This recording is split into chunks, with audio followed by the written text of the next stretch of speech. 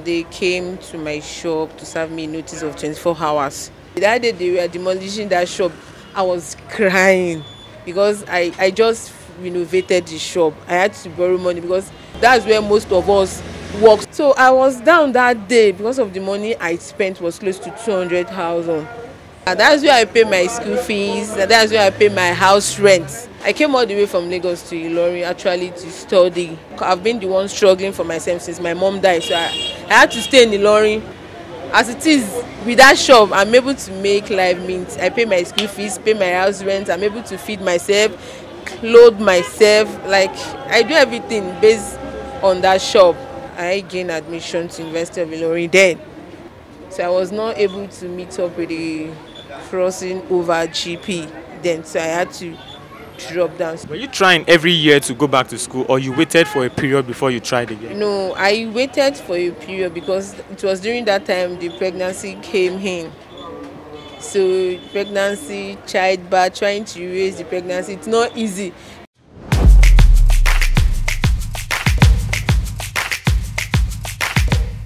Olayinka Ojo is a final year student at the University of Ilorin, Kwara State, where she's presently studying Agric Education.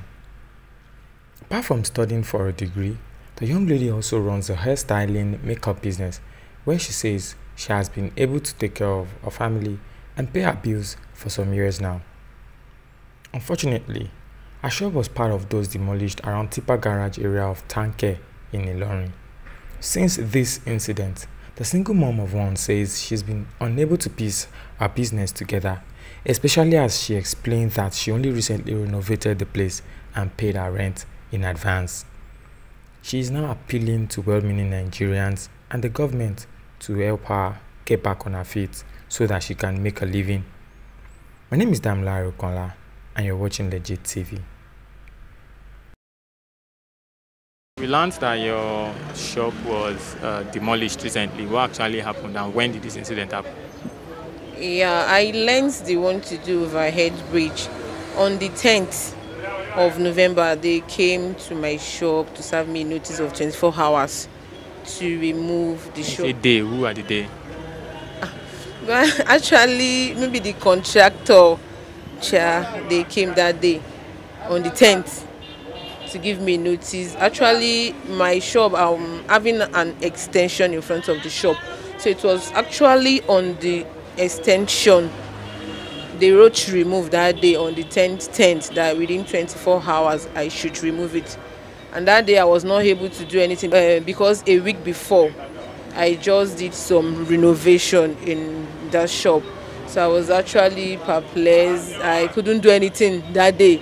Though some people were running neta-sketa trying to remove one thing or the other, but I couldn't do anything because I couldn't see it coming, and I don't know. I have not heard any notice. Nobody tell me anything about it. So it was on the next day, which was on the 11th. I had to call a carpenter to help me remove the roof. And I called the bricklayer because my extension was high on to help me remove the extension, at least to break it before the weather will be able to remove it. So throughout that day, it was only the carpenter and the bricklayer that worked there. So on the 12th, on the 12th, which was on Friday, I received a call. I'm still at home, that I should come and remove my extension, that they are around. I said, who? I said they came with this bulldozer to remove it. So actually, in fact, I think I did not even take my bait that day. I had to run over to go and meet the weather to help me with it. So I was asked to move my things out. I was like, So it was only on my extension they asked me to be moved. So people around me were like, we should move our things out, that we don't know whether it's going to get there or not, because people beside me, the way they put remove on their this thing, if they should start from there, it's going to enter the shop. So I had to move all my things out. I moved everything out, and after that they came, they demolished the shop. Demolished the place with your items. You removed your things. I was able to move my things to the back of the shop, and they demolished the shop. How long have you been Or for how long were you occupying that space before the demolition? I've been there almost 8, 9 years, sha. Yeah, actually, the boss that taught me how to make hair, it was in that same shop.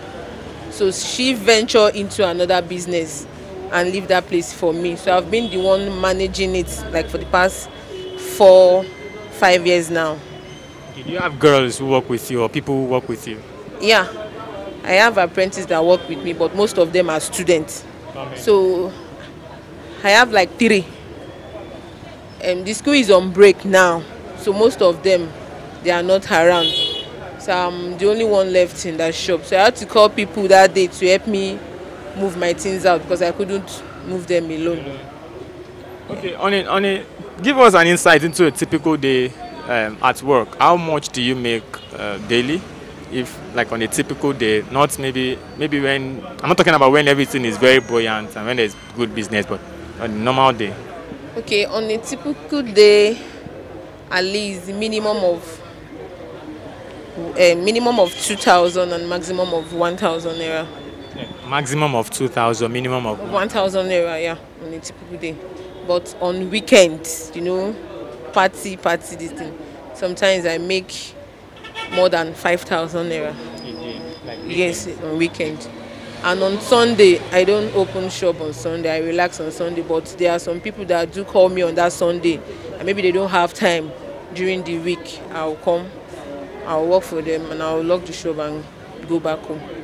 So can we say that you were paying school fees and running your education? Yeah, that's where I pay my school fees. That's where I pay my house rent from that shop. How much is the rent of that shop? Like actually, the rent is 60,000 naira per year.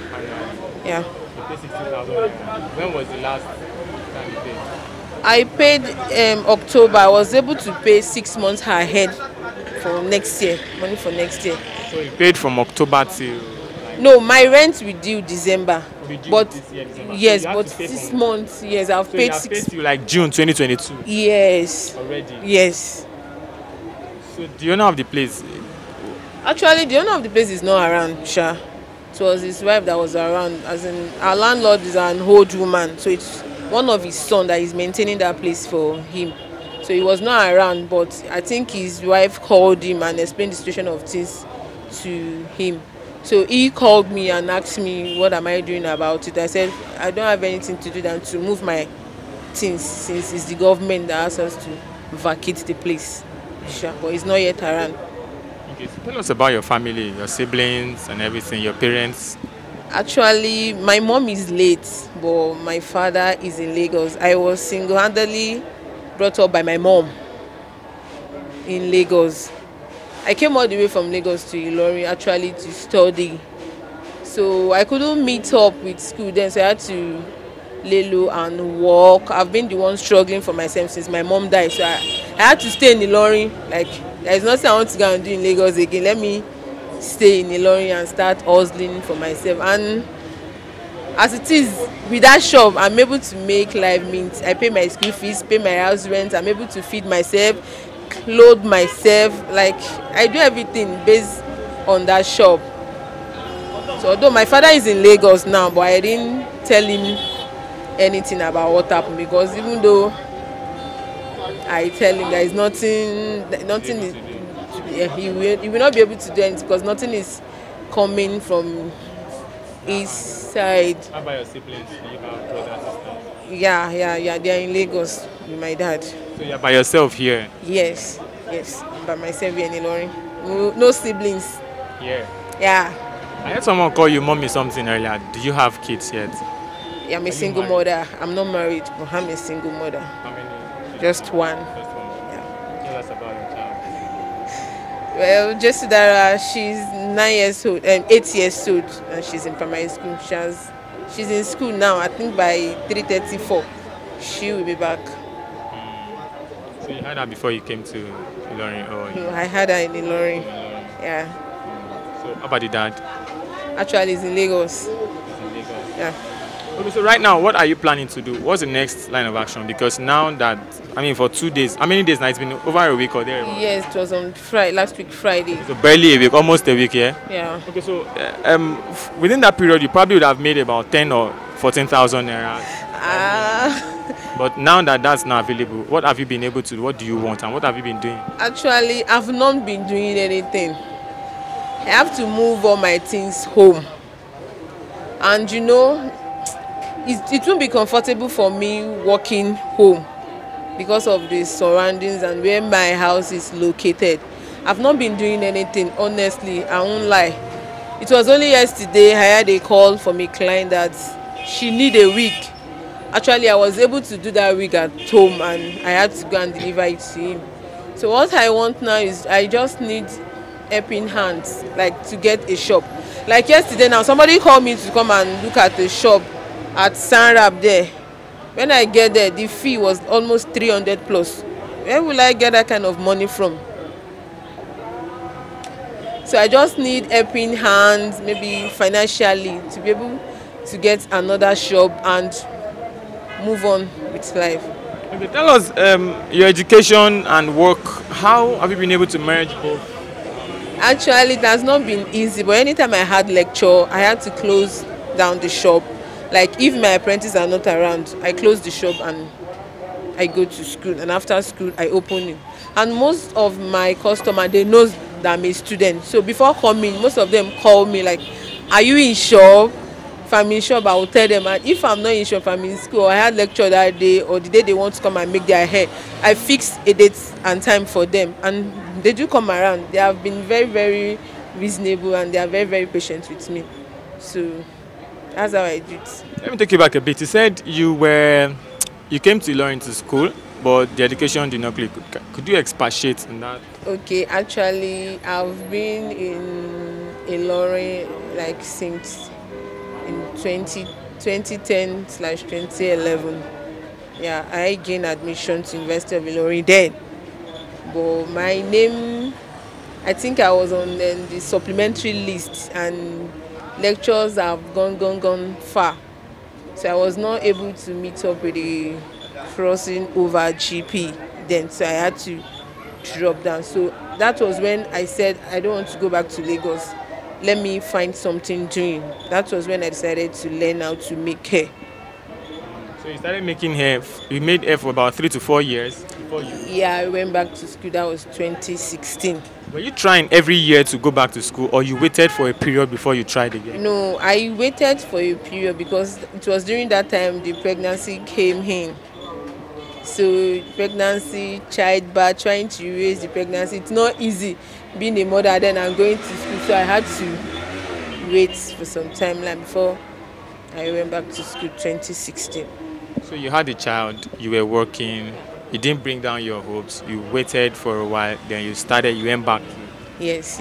Started the processing again for the admission. Yes, I started processing the admission back. So 2016, I was given admission to study Agric Education.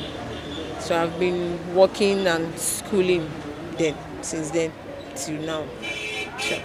Were there times when you felt like, I can't do this again. I can't do this education and work thing. Let me just opt out for one. Yeah. Like it was actually last year. I'm supposed to be in service. I had extra year, so I was like, one of my lecturer called me Mr. Jimo. He was like, as in combining school and work together. That maybe that's why I had to have an extra year. That I should just close down the shop and face one. I was like, Oga, how am I going to survive? That is this work that has been sustaining me. That's where I pay my school fees. That's where I feed on, pay my house rent. That I will just manage and cope. Throughout that last year, it was not easy. I won't lie.